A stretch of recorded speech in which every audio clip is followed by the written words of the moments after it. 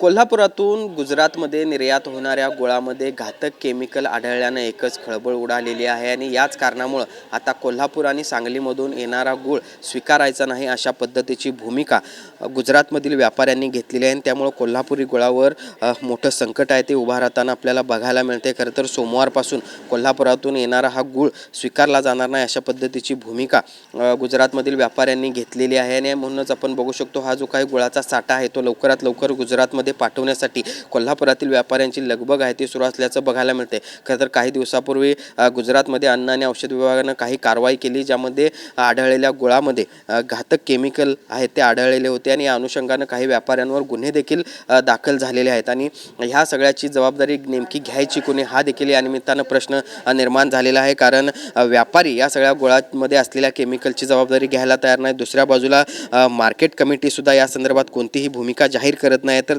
तिसऱ्या बाजूला शेतकरी देखील या सगळ्या गुळाची एकूणच जबाबदारी घेताना दिसत नाहीत आणि त्यामुळं या सगळ्या गुळामध्ये घातक केमिकल आले कसे हा देखील एक मोठा प्रश्न आहे. आणि त्यामुळं एकूणच आपण बघतोय हा जो काही प्रश्न निर्माण झालेला आहे आणि गुजरातमधील व्यापाऱ्यांनी ज्या पद्धतीनं कोल्हापूर आणि सांगलीमधला हा गूळ घ्यायला बंदी केलेली आहे किंवा स्वीकारायला बंदी केलेली आहे ते पाहता येणाऱ्या काळामध्ये कोल्हापुरी गुळावर मोठं संकट येण्याची चिन्ह निर्माण झाले आहेत. जर्नलिस्ट सुनील काटकरचं भूषण पाटील, TV9 मराठी, कोल्हापूर.